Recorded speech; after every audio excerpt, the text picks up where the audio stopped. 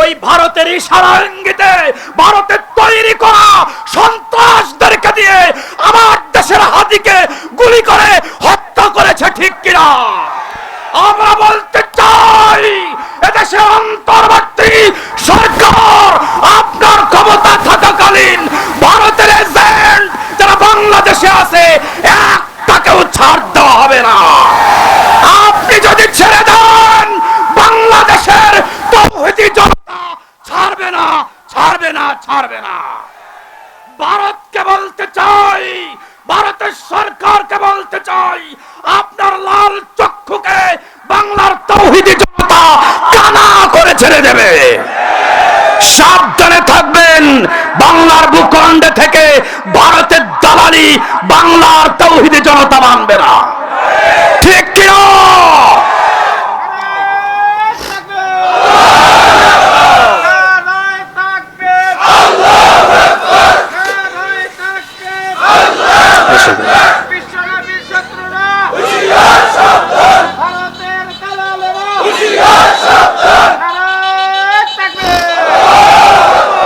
আমরা এই দেশের মুসলমান, এই দেশে যারা থাকবে, এই দেশে যাদের জন্ম হয়েছে, সে হিন্দু হোক, বৌদ্ধ হোক, খ্রিস্টান হোক, ইহুদি হোক, মুসলমান হোক, আদিবাসী হোক, সব শ্রেণী পেশার মানুষেরা শান্তিপূর্ণ জীবন যাপন করবে, ঠিক কিনা? কারোর প্রতি বিচার বহির্ভূত হত্যাকাণ্ড করতে পারবে না। সম্মানিত উপস্থিতি, আমরা দেখেছি স্বৈর শাসকও এখান থেকে পালিয়ে যে ভারতে, হাদিকে যারা হত্যা করেছে তারাও এখন ভারতে, সমস্ত সন্ত্রাসদেরকে মদদ দিচ্ছে এই ভারত, ঠিক কিনা? والمستضعفين من الرجال والنساء والولدان الذين يقولون ربنا أخرجنا من هذه القرية الظالم أهلها واجعل لنا من لدنك وليا واجعل لنا من لدنك نصيرا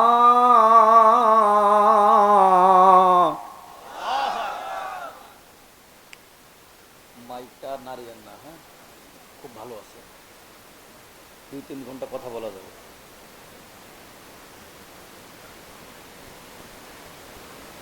সদাকাল্লাহুল মাওলানাল আযীম। قال رسول الله صلى الله عليه وسلم طلب العلم فريضة على كل مسلم أو كما قال عليه الصلاة والسلام।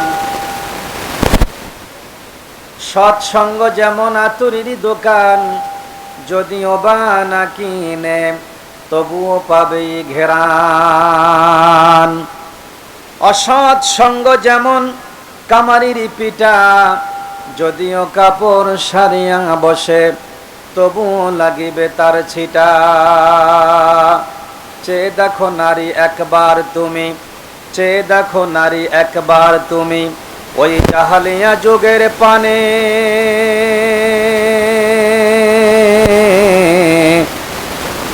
কন্যা সন্তান জন্ম নিলে কবর দিত এনে। সেই বর্বর সেই যে আধার, সেই বর্বর সেই যে আধার, কোরআনের আলো দিয়ে ইসলাম তোমাদের রক্ষা করেছে রাসূলের আদর্শ দিয়ে।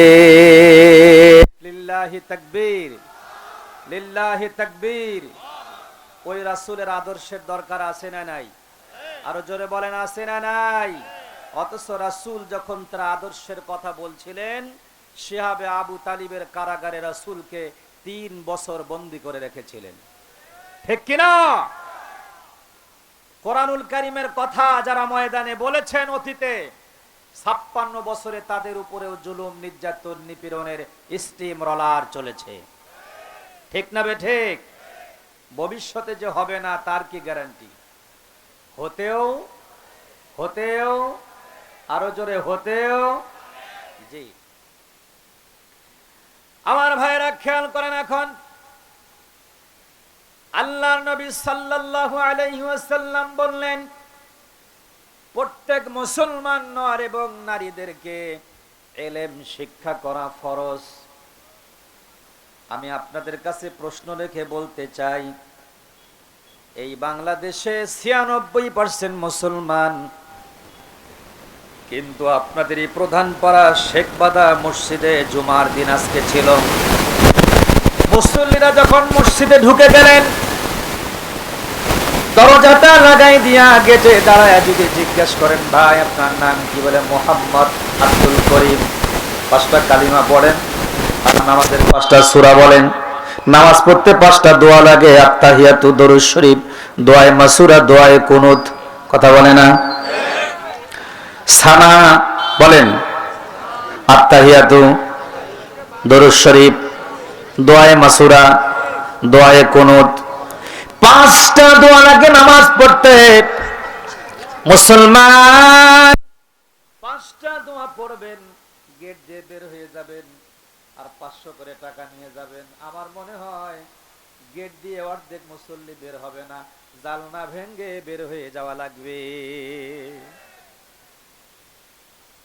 প্লাস্টিকের উপরে যদি পানি ঢালেন নিচে বালু ভিজবে না, মাটি ভিজবে না।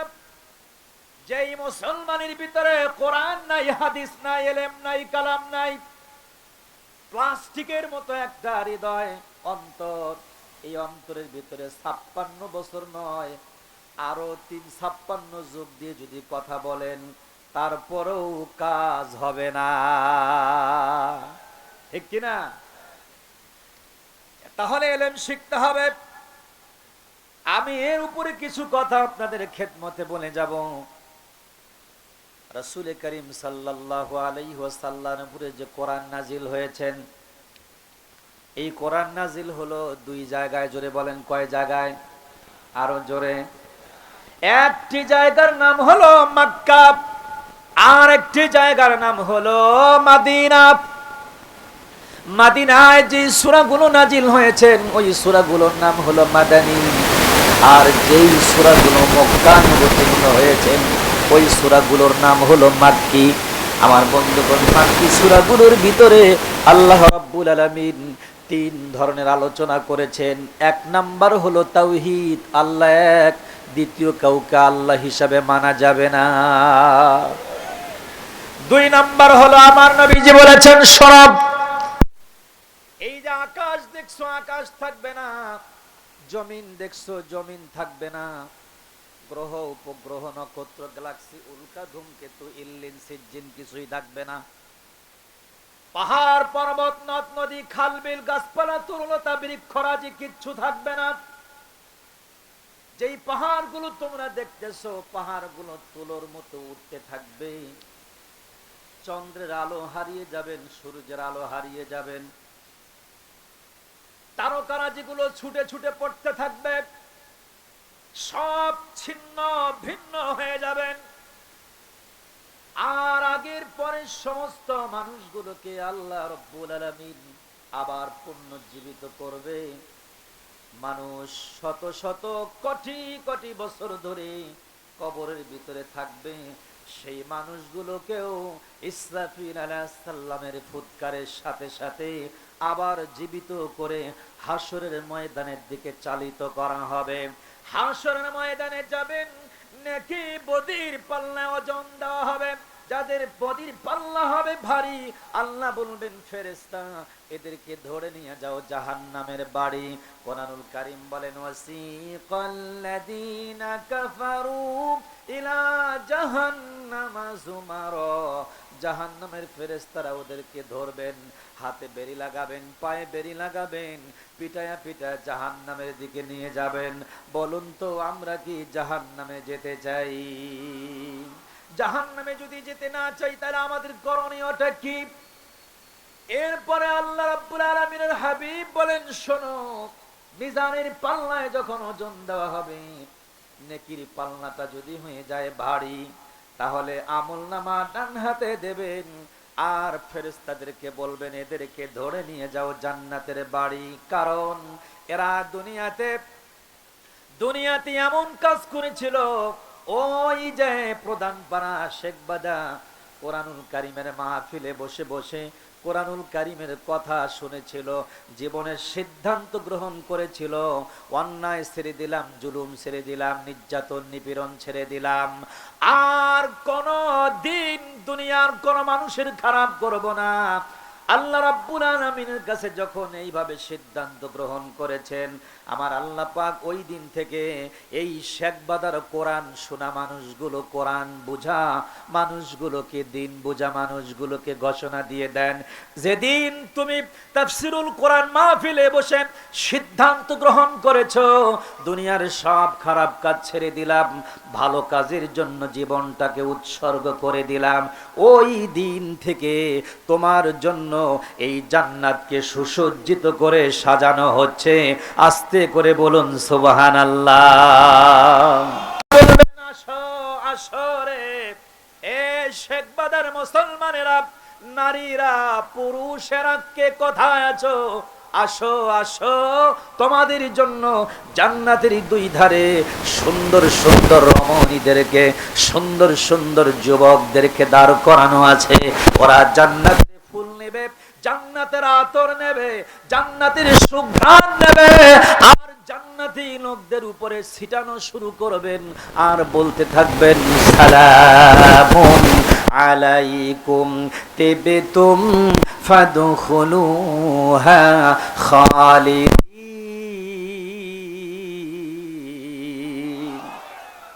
আসো আসো, এই জান্নাতের ভিতরে থাকো। জান্নাতের লোকেরা জান্নাতের দিকে যেতে থাকবেন, যেতে থাকবেন, যেতে থাকবেন। কিছু দূর যাওয়ার পরে তারা থেমে যাবেন, আর যেতে চাবেন না। তাকায় দেখবেন এত সুন্দর বিল্ডিং, এত সুন্দর প্রাসাদ তৈরি করেছে, এত সুন্দর গেট তৈরি হয়েছে, এত সুন্দর ফুলের বিছানা, মাধুর বিছানো আছে। ভাববেন, চিন্তা করবেন, এটাই বুঝি জান্নাত, এটাই বুঝি জান্নাত, এটা বুঝি জান্নাত বলে তারা জান্নাতের গেটের কাছে বসে যাবেন। চিৎকার মেরে বলেন আল্লাহু আকবার।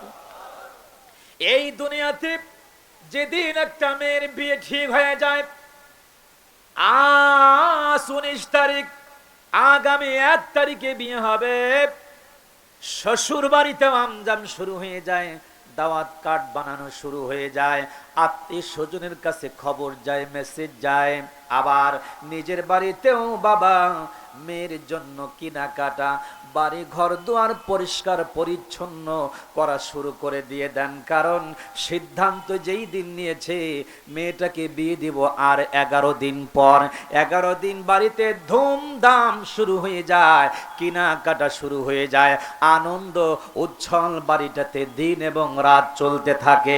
জোরে বলেন, থাকে কি থাকে না? আল্লাহ রাব্বুল আলামিনের ফেরেশতারা এত আনন্দিত হবেন, এত প্রেসার হয়ে যাবেন, এত উৎসব করবেন।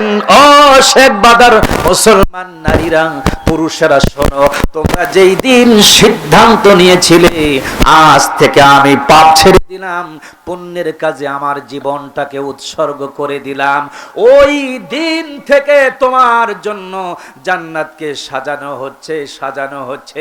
আসরে আসরে জান্নাতের ভিতরে আসো। সালামুন আলাইকুম তিবতুম ফাদখুলুহা খালিদিন। আসো এই জান্নাতে। তোমরা ভেবেছিলে আমাদের কি হবে? এই জান্নাতটা তোমার জন্য এমন করে সাজানো হয়েছে, জান্নাতে ঢুকলে আর কোনোদিন বের হতে হবে না। চিল্লায় কোন সুবহানাল্লাহ। ওই জান্নাত চাই কি চাই না? যদি বলেন চাই কি চাই না? জান্নাতের ভিতরে চেহারা হবে এত সুন্দর, চমৎকার চেহারা হবে। একজন কালো কুৎসিত চেহারার মানুষ, হাবশী গোত্রের, যারা মক্কা মদিনায় গিয়েছেন তারা দেখবেন নাইজেরিয়ান, সুদান, ইন্দোনেশিয়ান কিছু মানুষ ওখানে আসে, ব্যবসা করে। এত কালো, এত কুৎসিত চেহারা, আর কোথাও হয় না। নাকটা মোটা, কপালটা ভাঁজ, শরীরের চামড়া গুলো কেন যেন কালো কিটকিটে, কালো কিটকিটে, পা গুলো থেবড়া থেবড়া, ওট গুলো, ঠোঁট গুলো লম্বা লম্বা, মোটা মোটা।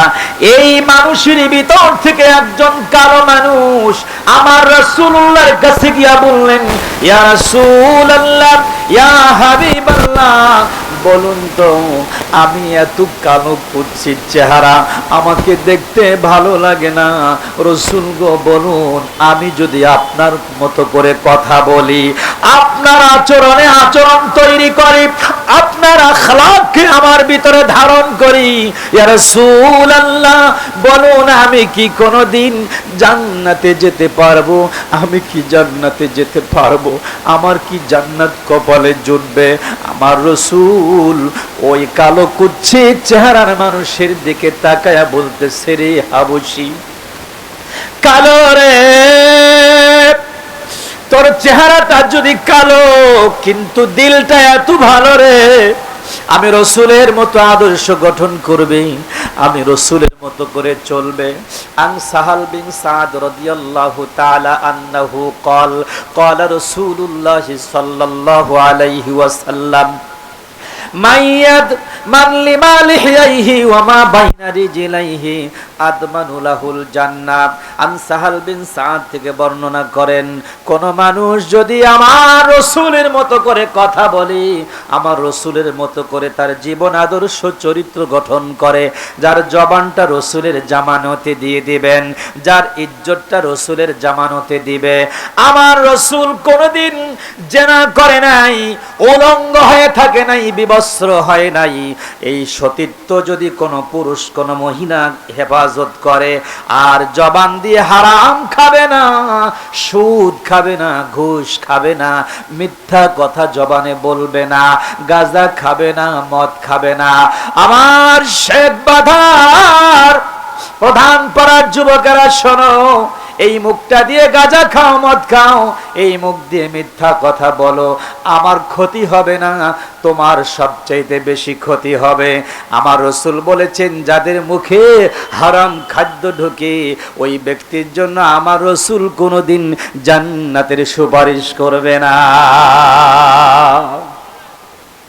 এই জন্য যুবকেরা, বিড়ি খাইতা বিড়ি ছেড়ে দাও, সিগারেট খাইতা সিগারেটটা ছেড়ে দাও, আমার রাসূল সুপারিশ করবে।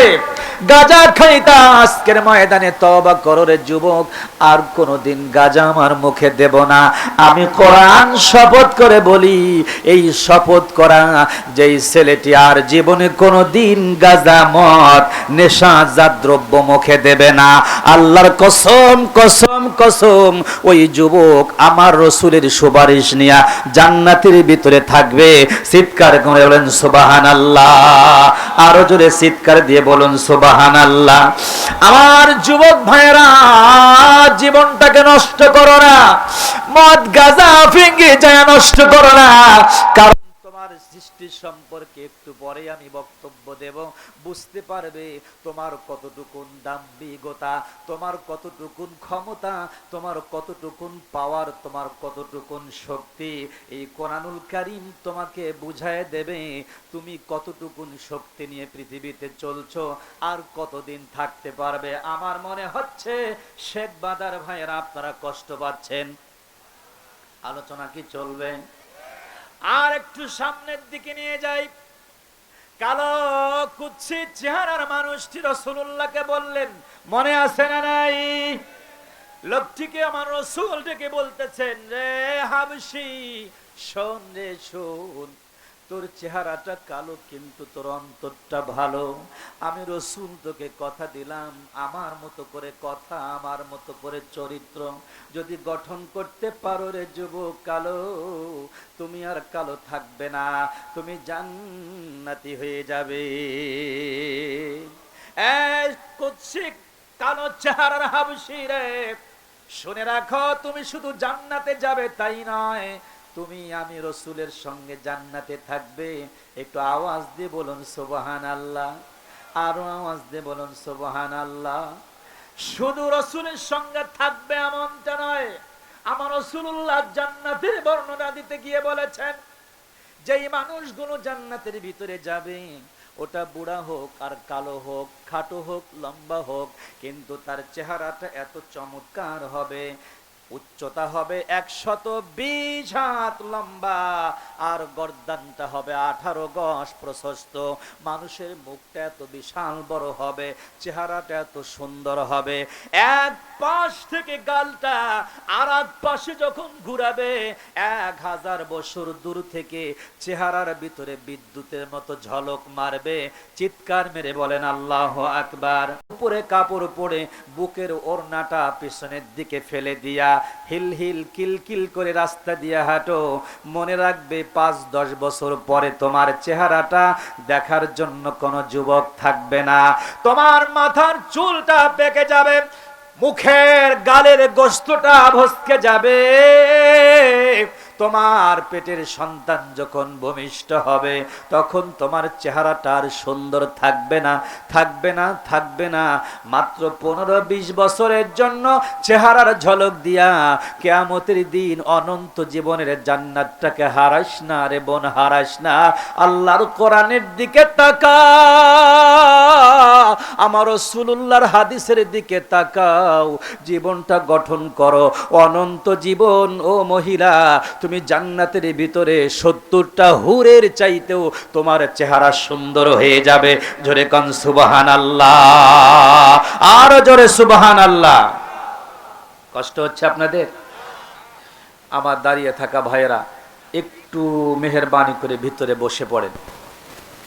জায়গা হচ্ছে না মনে হয়, ভাই একটু দাঁড়ান তো আপনারা, আপনারা দাঁড়ান, ওনারা দাঁড়ায় আছে, আপনি তো দাঁড়ায় সামনে আসেন, একটু সামনে আসেন। এই কর্নারে যারা বসছেন, পিছনে যারা আছেন একটু মেহেরবানি করে আগায় আসেন। আমি 1 মিনিট জেকের দেব, জেকেরের তালে তালে যারা আসবেন আল্লাহ তাদের প্রতি রহম করুক, বলেন আমিন।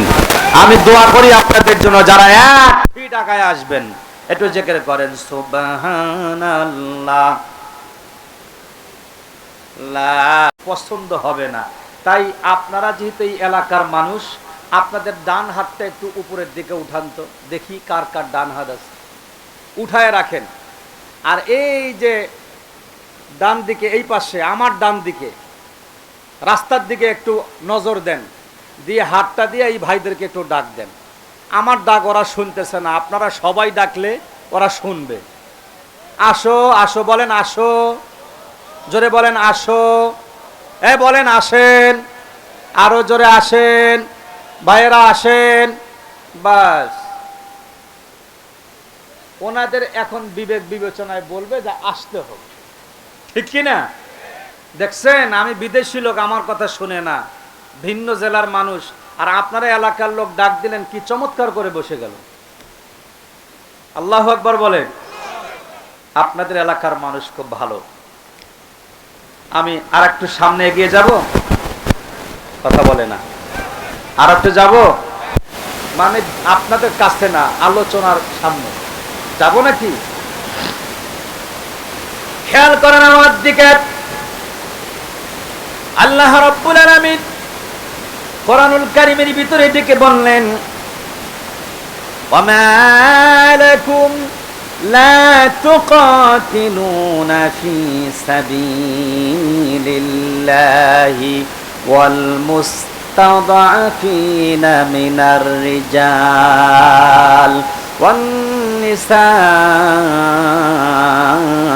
ওয়াল উইলদান ইয়াকুলুনা রব্বানা আখরিজনা মিন হাদিহিল ক্বরিয়াতিয যালিমি আহলুহা ওয়াজআল লানা মিন লাদুনকা ওয়ালিয়্যা ওয়াজআল লানা মিন লাদুনকা নাসীরা।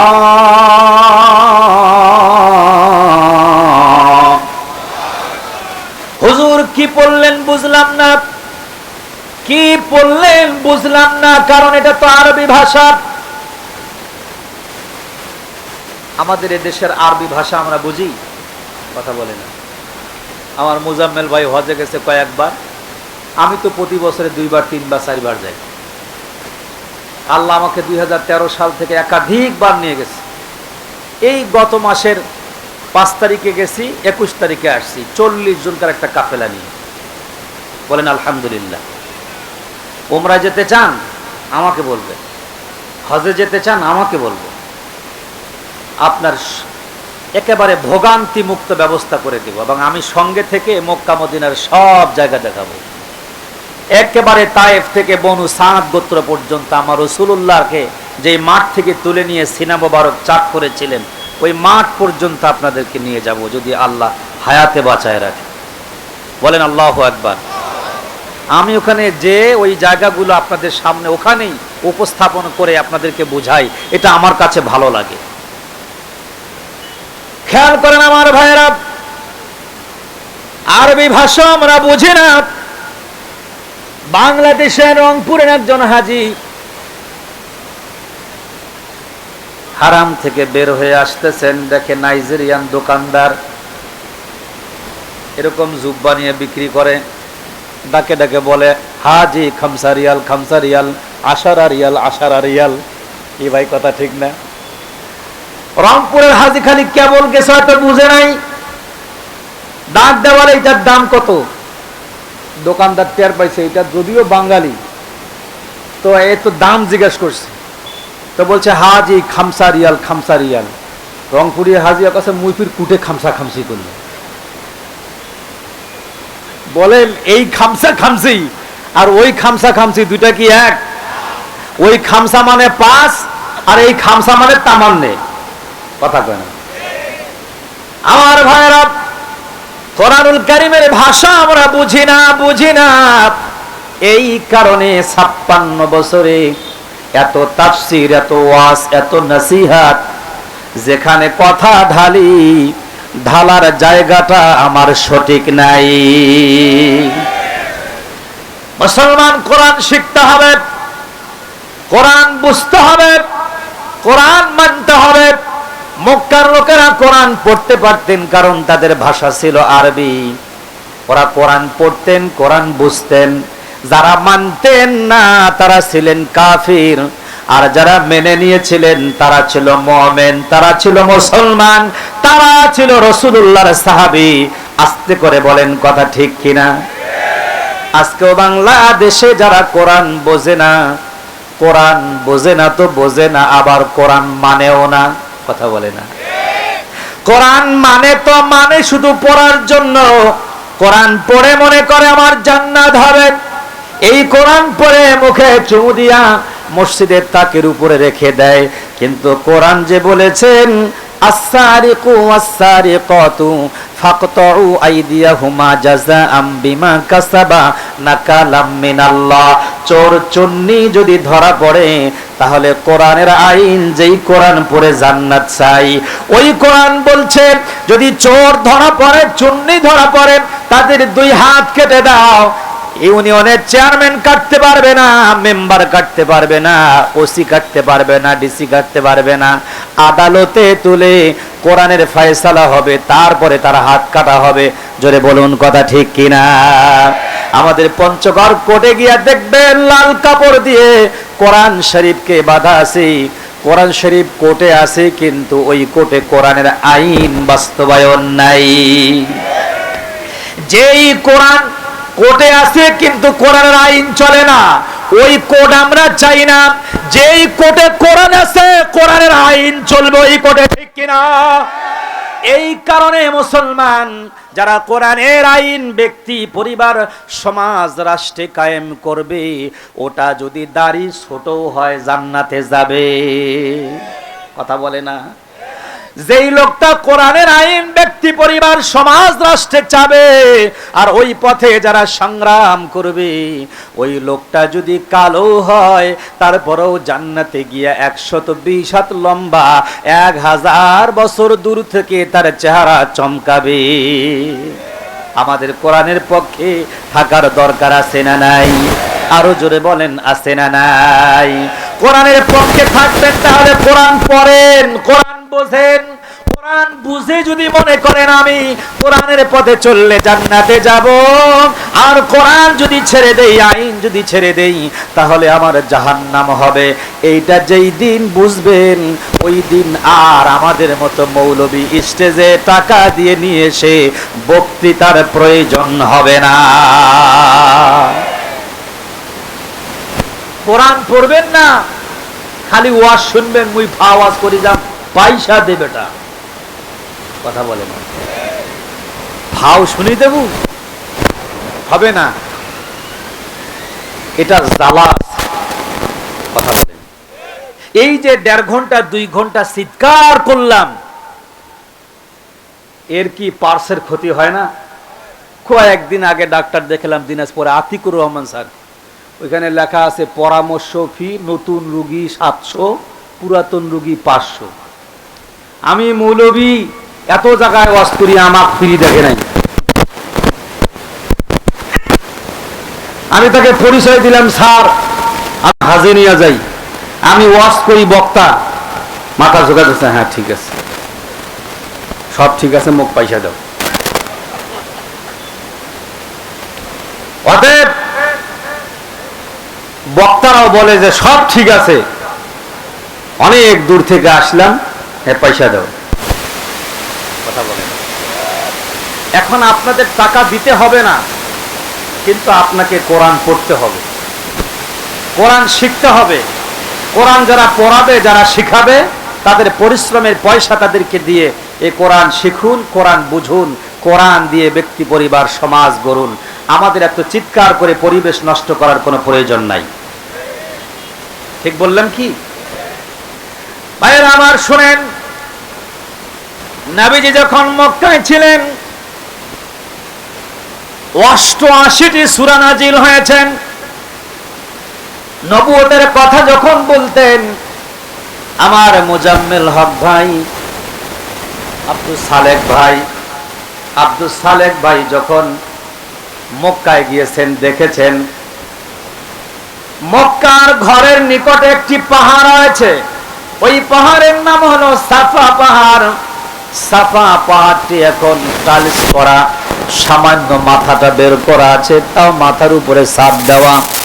ওই সাফা পাহাড় থেকে হাজিরা তোয়াফ শুরু করেন, সাই শুরু করেন, মারোয়ায় গিয়ে ঠেকান, মারোয়ায় সাই শেষ করে সাফার দিকে আসেন, আবার সাফা শেষ করে মারোয়ায় যান।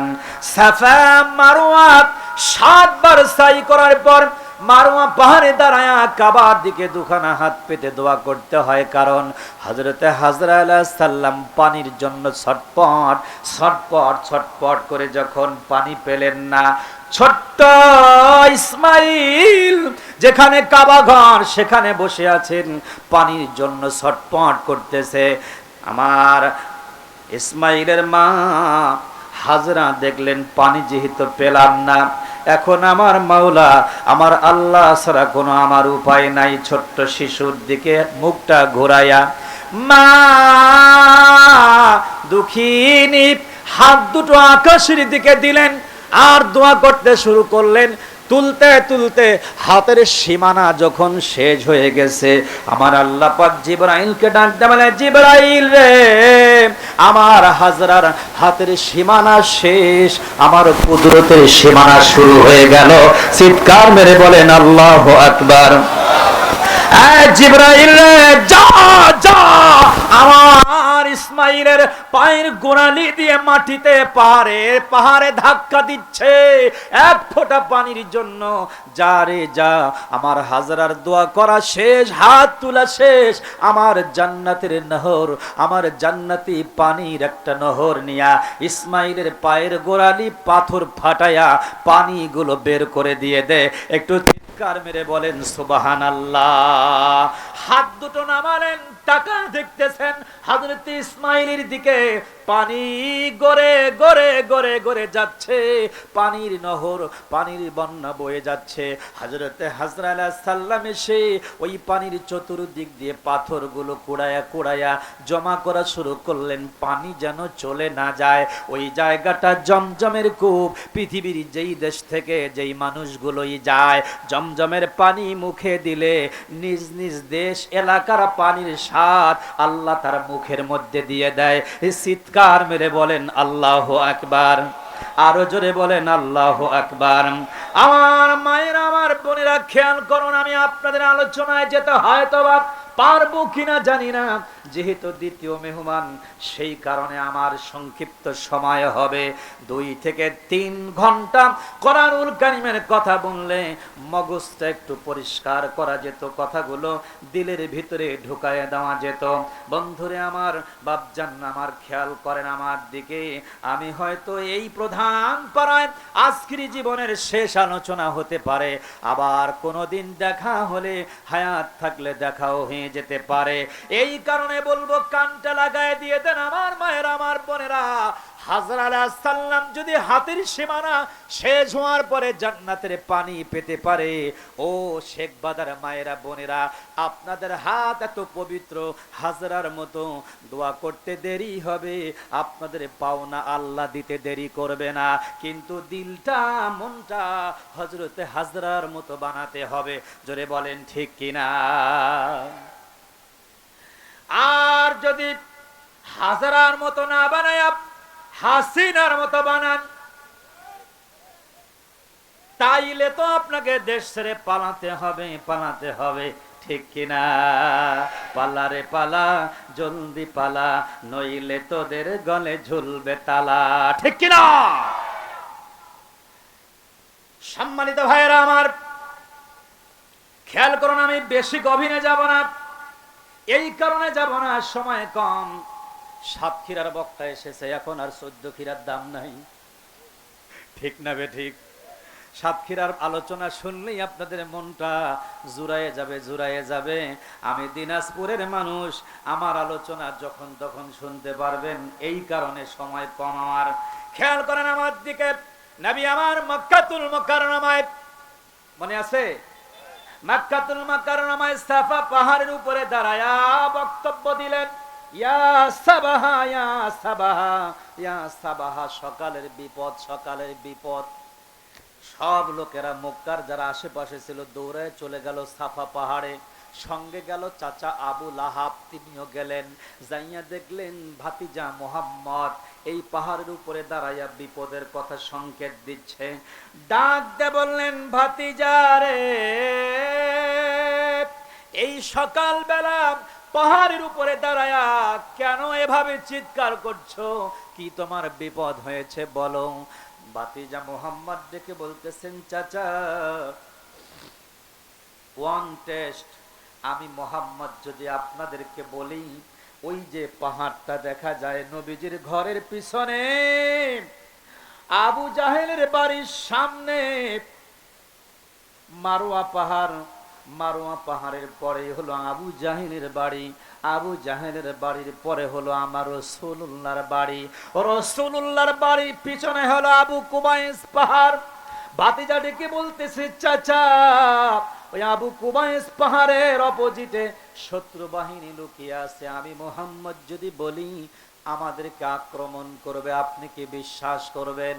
এবার আবু লাহাব বলল, সাদ্দাকতা, ভাতিজা, সত্য বলেছ, কারণ তুমি কোনোদিন কোনোদিন কোনোদিন মিথ্যা কথা বলো নাই।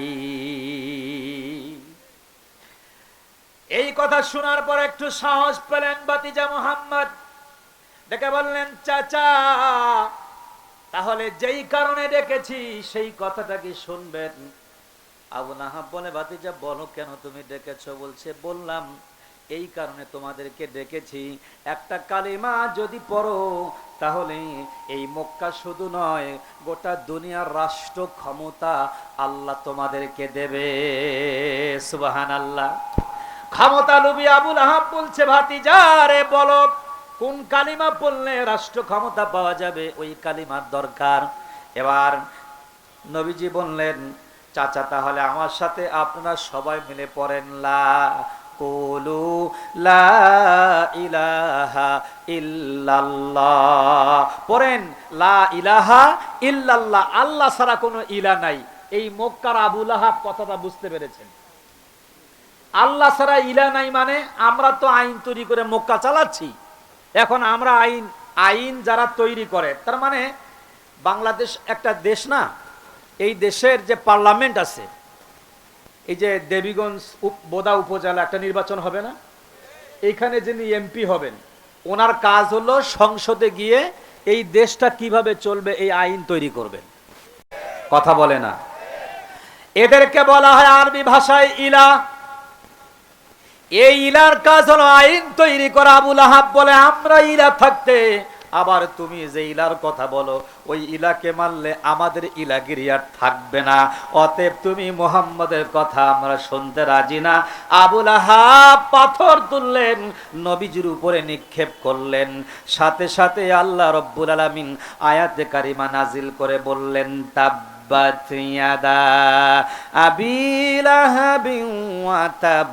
আবু লাহাবের দুই হাত, তার মাল সামানা ধ্বংস হয়ে যাক।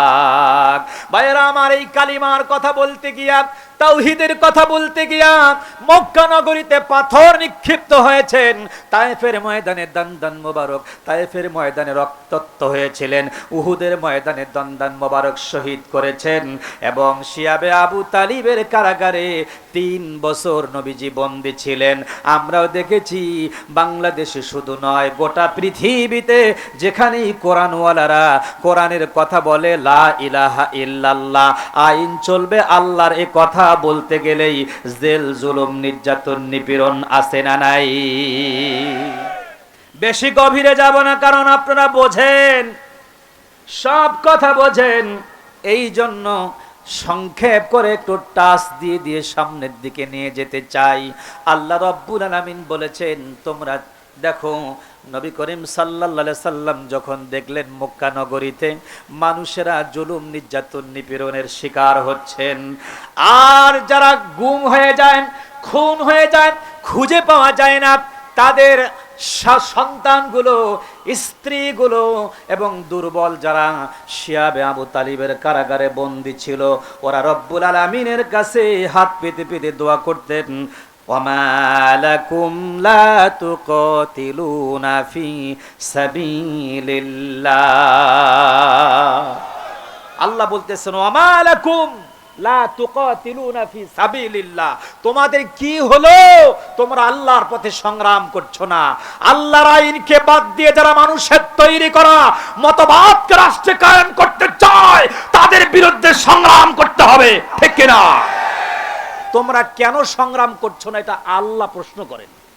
কে প্রশ্ন করেন? আমি আজিজুল? কে করতেছেন? আল্লাহ বলতেছেন ওয়ামা লাকুম লা তুকাতিলুনা ফি সাবিলিল্লাহ, তোমাদের কি হলো যে তোমরা আল্লাহর পথে সংগ্রাম করছো না?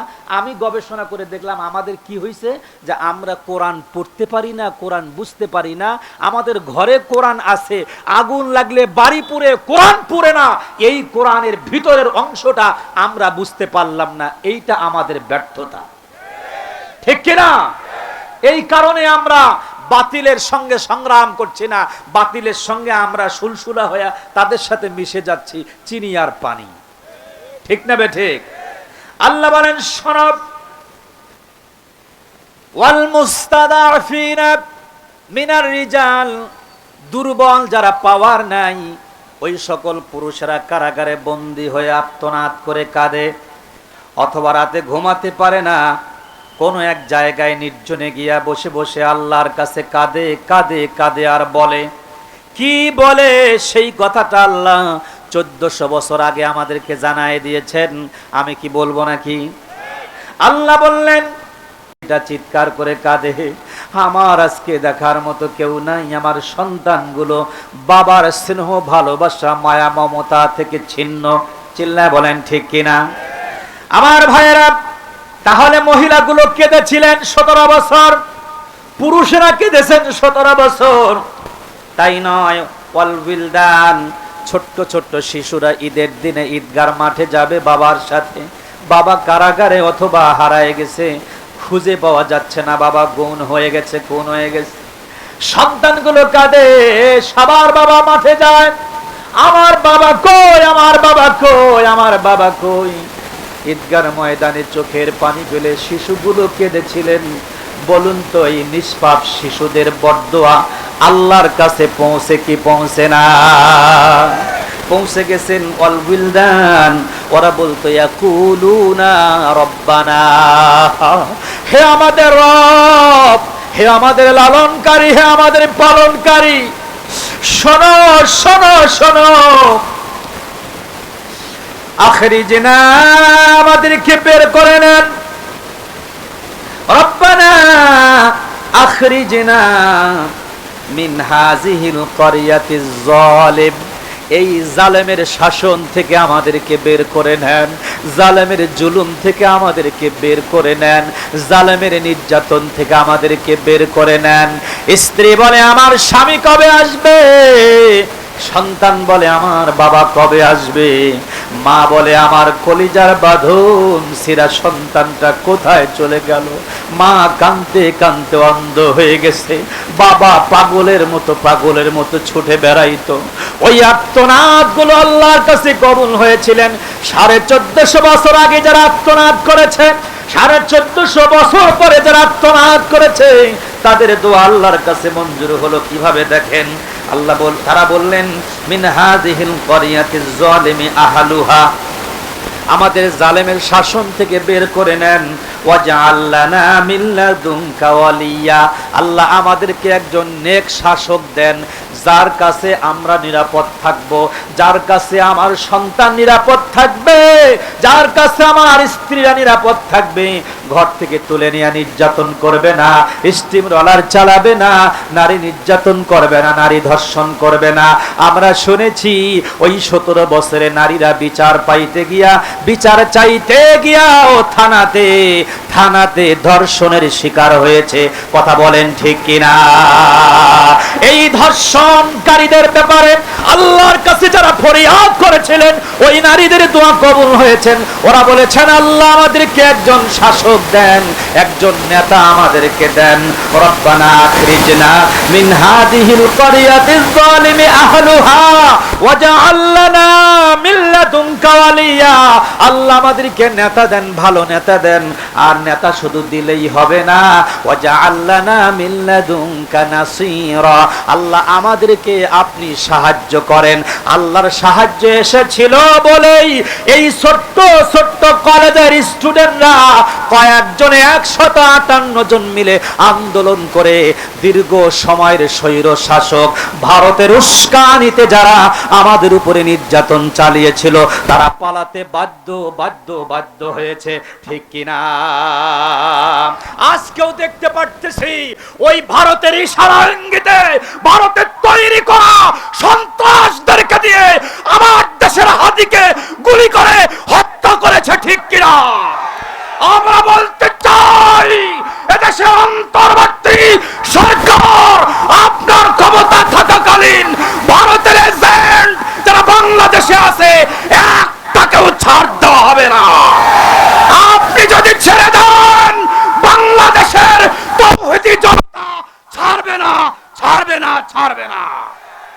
ভারতকে বলতে চাই, ভারতের সরকারকে বলতে চাই, আপনার লাল চক্ষুকে বাংলার তৌহিদি জনতা কানা করে ছেড়ে দেবে। সাবধানে থাকবেন, বাংলার ভূখণ্ডে থেকে ভারতের দালালি বাংলার তৌহিদি জনতা মানবে না। ঠিক কিনা?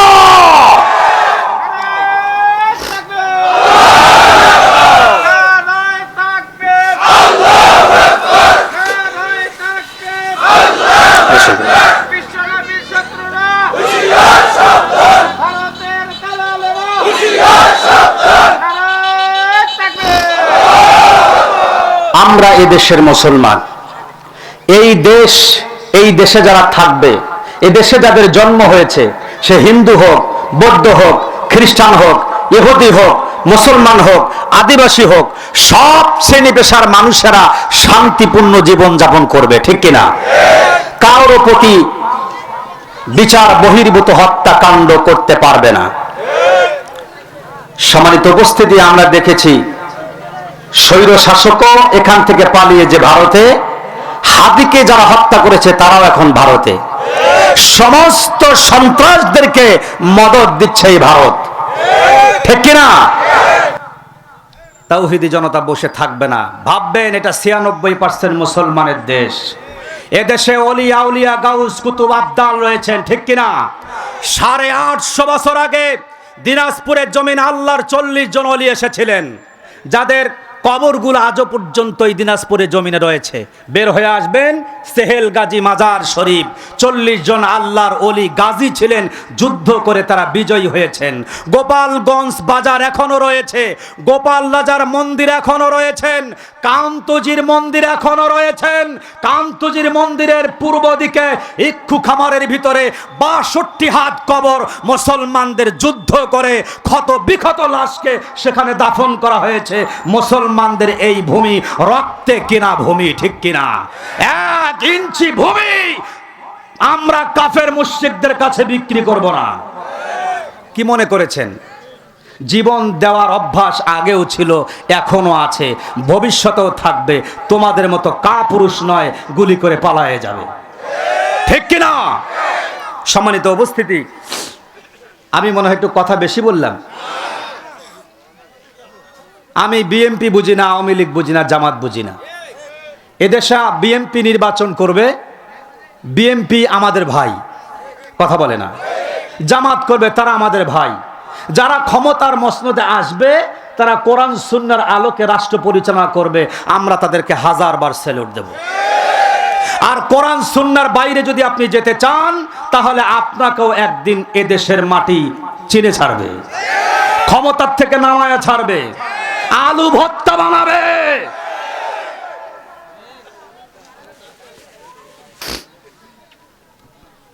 সম্মানিত ভাইয়েরা, আমি আপনাদেরকে আর একটু সামনের দিকে আলোচনায় নিয়ে যেতে চাচ্ছি। আর 10টা মিনিট থাকবেন তো? আল্লাহ রাব্বুল আলামিন বলেন, কোরআনুল কারীম নাজিল করলাম 2 জায়গায়, মক্কা এবং মদিনায়। মনে আছে কিনা? মাক্কি সূরাগুলোর ভিতরে আল্লাহ রাব্বুল আলামিন 3 ধরনের আলোচনা করেছেন। 1 নাম্বার হলো তাওহীদ সম্পর্কে যদি আমি কথা বলি 3 ঘন্টা আমাকে দিতে হবে কমপক্ষে। এরপরে রিসালাত সম্পর্কে যদি আলোচনা করি 3 ঘন্টা লাগবে। কিয়ামত সম্পর্কে যদি আলোচনা করি 3 ঘন্টা সময় লাগবে। আমার বন্ধুগণ, আমি ওই দিকে আর না ঢুকে সরাসরি একটু আপনাদের মায়েদের ব্যাপারে কথা বলতে চাই। আমার মায়েরা শুনুন, আল্লাহ রাব্বুল আলামিন বলেছেন, ইকরামে রাব্বিকাল্লাযী খালাকাল ইনসানা মিন আলাক। চিৎকার মেরে বলেন আল্লাহু আকবার। আলাক শব্দের অর্থ হচ্ছে জমাট বাঁধা ঝুলন্ত রক্তের নাম হচ্ছে আলাক, কথা বলে না। জমাট বাঁধা ঝুলন্ত রক্তের নাম কি? আলাক। ভাইয়ের আমার খেয়াল করেন, আমাদের সবার রুহগুলো ছিল এলমে আরওয়ার ভিতরে, রৌহের জগতে। আল্লাহ রাব্বুল আলামিন এর পূর্বেরও অনেক আলোচনা কোরআনুল কারীমের ভিতরে আছে। মানুষ সৃষ্টি করেন নাই তখনকার আলোচনা আল্লাহ কোরআনে করেছেন। ফেরেশতাদেরকে নিয়ে কথা বলেছেন, সে আলোচনাও রয়েছেন। সমস্ত নবী পয়গাম্বরদের রূহগুলোকে নিয়ে আল্লাহ রাব্বুল আলামিন সংসদ অধিবেশন পার্লামেন্ট তৈরি করেছিলেন। ওই আলোচনা আল্লাহ কোরআনুল কারীমে করেছেন। আমি ওগুলো বলবো না, শুধু বলতে চাই, আল্লাহ পাক রূহদেরকে জিজ্ঞেস করলেন, আলাস্তু বিরাব্বিকুম, আমি কি তোমাদের রব নই? সমস্ত রূহগুলো যারা আমরা পৃথিবীতে এসেছি এখন, হিন্দু, বৌদ্ধ, খ্রিস্টান, দোম্মেতর, সাঁওতাল, আদিবাসী, দলমত নির্বিশেষে, হানাফি, শাফি, মালিকি, হাম্বলি, শিয়া, সুন্নি, মুতাজিলা, খারেজি, রাফি, কাদেরিয়া, সিস্তিয়া, নকশবন্দিয়া, মুজাদ্দিদিয়া, আলফেস্তানি, লম্বা টুপি, খাটো টুপি, গোল টুপি, ফাটা পাঞ্জাবি, গোল পাঞ্জাবি, কলারওয়ালা, কলার সালা, স্যুট পরা, কোট পরা, দাড়ি সারা দাড়িওয়ালা, যত ধরনের মানুষ আছে সব মানুষগুলোকে আল্লাহ রাব্বুল আলামিন রূহের জগতে প্রশ্ন করেছিলেন, আলাস্তু বিরাব্বিকুম, আমি কি তোমাদের রব নই? আমরা তার জবাবে বলেছিলাম, ক্বালু বালা, হ্যাঁ আল্লাহ আপনি আমাদের রব। আল্লাহু আকবার। আল্লাহ বললেন, বান্দা সহজে স্বীকার করলা, একটু কঠিন জায়গায় তোমাকে নিয়ে যেতে চাই। আদম তৈরি করলেন, হাওয়া তৈরি করলেন, এরপরে আদম হাওয়াকে পৃথিবীতে পাঠালেন। আর আদম হাওয়া দুইজনকার ভিতর থেকে একজনের শুক্রাণু নিলেন, আর একজনের ভিতরে ডিম্বাণুতে প্রবেশ করায় দিলেন। দুইটা পার্ট নিয়ে কথা বললে সময় লাগবে, যেহেতু সময় আমার হাতে নেই। আদম আলাইহিস সালাম অর্থাৎ পুরুষেরা যারা আছে, পুরুষের ভিতর থেকে শুক্রাণু মায়ের ডিম্বাণুতে প্রবেশ করে। আর মেয়েদেরকে আল্লাহ পাক বানালেন এই পৃথিবীতে মানুষ আবাদ করার একটা ভূমি, জমি উর্বর। সুবহানাল্লাহ বলেন আরো জোরে। ও ভাই, মাটির যেমন দাম আছে, মাটির জন্য মানুষ জীবন দেয়, ঠিক কিনা? মাটির জন্য জীবন দেয়, মামলা হামলা ঝামলায় পড়ে, কিন্তু জমির এক টাক্কর জমি ছেড়ে দেয় না। এর চাইতে হাজার হাজার কোটি কোটি গুণ দামি হলো আপনার আমার মা, ঠিক কিনা? মায়ের সাথে যারা বেয়াদবি করেন, মার দিকে যারা চোখ রাঙিয়ে কথা বলে, মাকে যারা ধমক দিয়ে কথা বলে, তোমার কোন ইবাদত আমার আল্লাহর দরবারে মঞ্জুর হবে না, মঞ্জুর হবে না। হাজি হও, গাজী হও, আলেম হও, মুফতি হও, মুহাদ্দিস হও, মুফাসসির হও, ইঞ্জিনিয়ার, প্রফেসর, ডাক্তার, জ্ঞানী গুণী, আপনি যাই হন না কেন, আমার মায়ের সাথে বেয়াদবি করলে কসম কসম কসম আল্লাহর। ও প্রধান পারাম শেখ বাধার মায়েরা, বোনেরা, ভাইয়েরা, শুনে রাখুন, মায়ের সাথে বেয়াদবি করলে খোদার কসম জান্নাত কপালে জুটবে না। এবার বলুন তো, মায়ের সাথে ভালো ব্যবহারের দরকার আছে কিনা? যুবকেরা রে আমার ভাইয়েরা, যারা মার সাথে খারাপ ব্যবহার করেছেন, আজও গিয়া মাকে ডাক দে, বলবেন ও মা। পৃথিবীর কোটি কোটি ডাকের ভিতরে মা দুঃখিনীকে একটা বার মা বলে ডাক দেওয়ার সাথে সাথে আমার আল্লাহ রব্বুল আলামিনের আকাশ এবং বাতাস, সাতবক জমিন, সাতবক আসমান খুশি হয়ে যায়। মারে ডাক দেওয়া যায় না? জোরে ডাক দেন মা, আরো জোরে বলেন মা, মুখটা বড় করেন মা। বাড়িতে গিয়া মাকে ডাক দিবেন যাদের মা বেঁচে আছে, যাদের মা বাপ বেঁচে নাই, কবরের পাশে গিয়া মা বলে চিৎকার করবেন, আল্লাহকে ডেকে বলবেন, আল্লাহ এইভাবে একটা ডাক দেওয়ার সাথে সাথে মা আমাকে বুকে জড়ায় নিত, সেই মা আজকে তোমার মাটির কোলে শুয়ে আছে, আমি দাফন করে দিয়েছি, আল্লাহ তুমি আমার মাকে কষ্ট দিও না।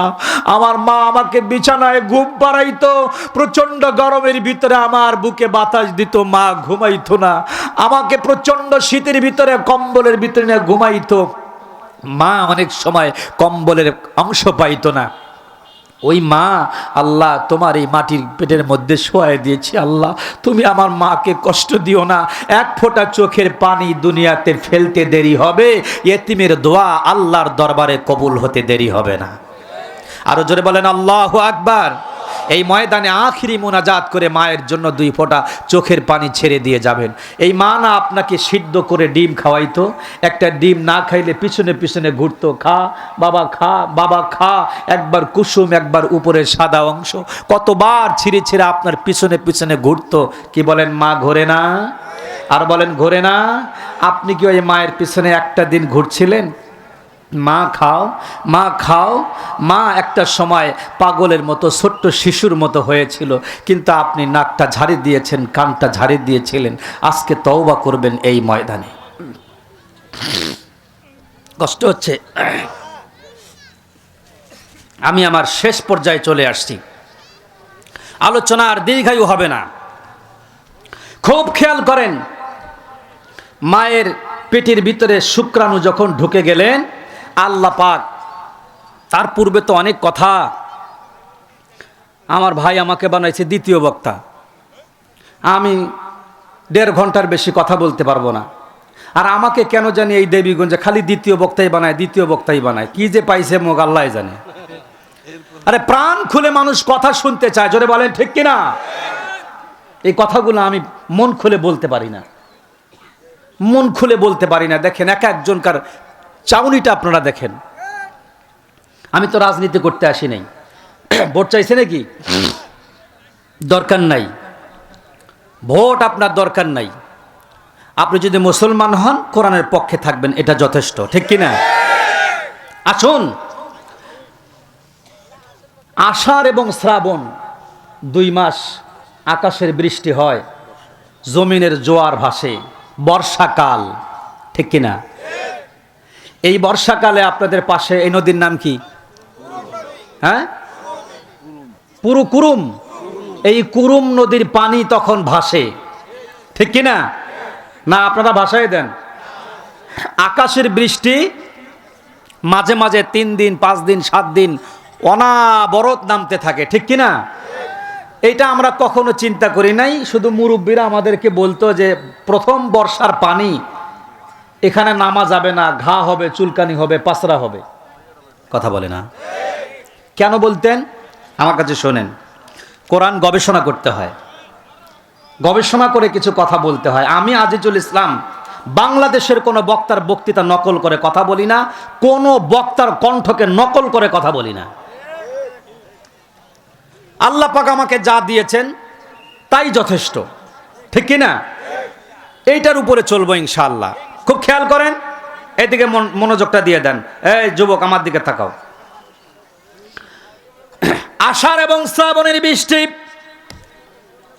2 মাস হয়, মাঝে মাঝে মাঝে মাঝে বেশি হয়, মাঝে মাঝে রোদ হয়, বৃষ্টি হয়, ঝড় হয়, বাতাস হয়, বর্ষা হয়, ঘরগুলো নড়বড় করে। কথা বলেন ঠিক কিনা? এইটা বর্ষাকাল 60 দিন। এই 60 দিনকে যদি আপনি 12 দিয়ে ভাগ করেন, জানুয়ারি, ফেব্রুয়ারি, মার্চ, এপ্রিল, মে, জুন, জুলাই, আগস্ট, সেপ্টেম্বর, অক্টোবর, নভেম্বর, আবার ডিসেম্বর, 12 মাস, 30 দিন। 60 দিনকে যদি 12 দিয়ে ভাগ দিয়ে দেন, তাহলে প্রতি মাসে 5 দিন করে পড়বে।